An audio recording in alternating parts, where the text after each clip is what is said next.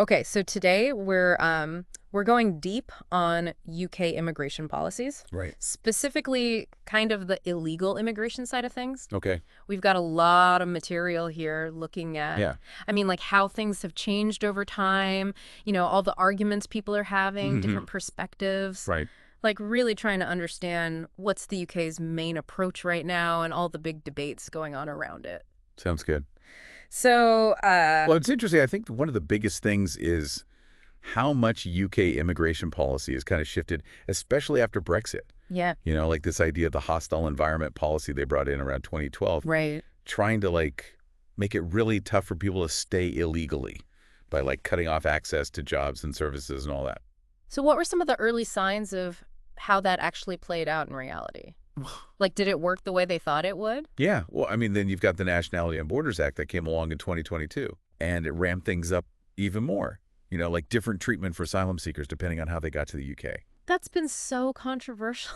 Huge. Yeah. Like people saying it punishes refugees who are fleeing for their lives. Exactly. You've got human rights lawyers like Dr. Emily Carter Yeah. who argue that this is going against what we're supposed to do under international law. Yeah. It's like we have an obligation to offer refuge. Right. And then you have folks like Simon Patel, who's a policy analyst. Yeah.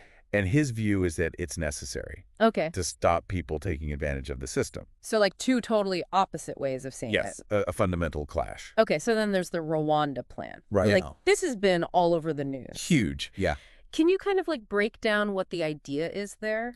So essentially, it's the proposal came out in 2022 to take asylum seekers who arrive in the UK sort of illegally or without permission and send them to Rwanda to have their claims processed there. But that's hit some roadblocks, hasn't it? Oh yeah, big time. In 2023, the Supreme Court ruled that sending people to Rwanda was not safe. Okay. So the government countered with the Safety of Rwanda Act, also in 2023, to try and fix those legal issues Right. and get that plan back in motion.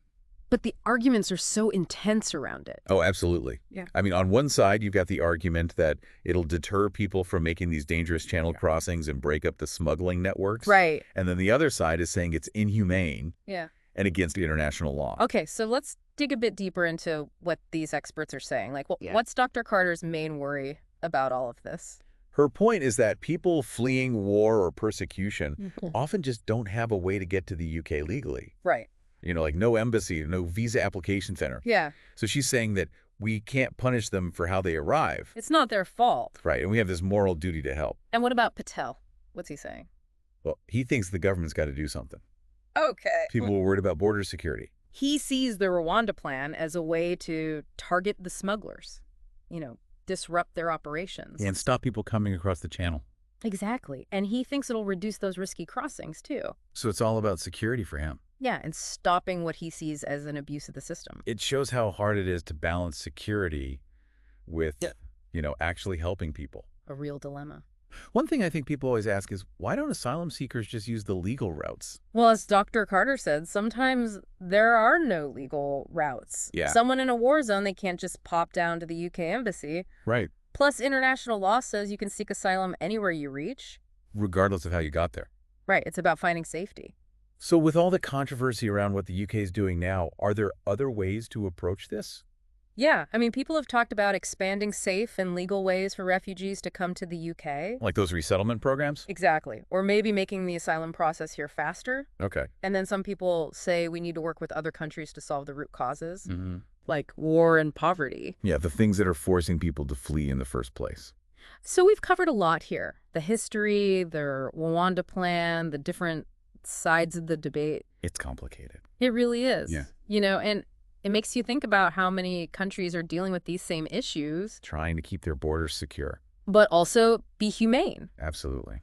So thinking about everything we've discussed, Mm-hmm. the policies, the arguments, the expert opinions, Right. here's something to consider. Okay.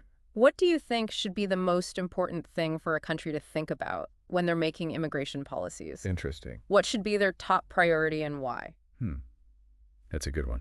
Thanks for joining me for this deep dive. My pleasure. And we'll see you next time on the deep dive. See ya. Bye.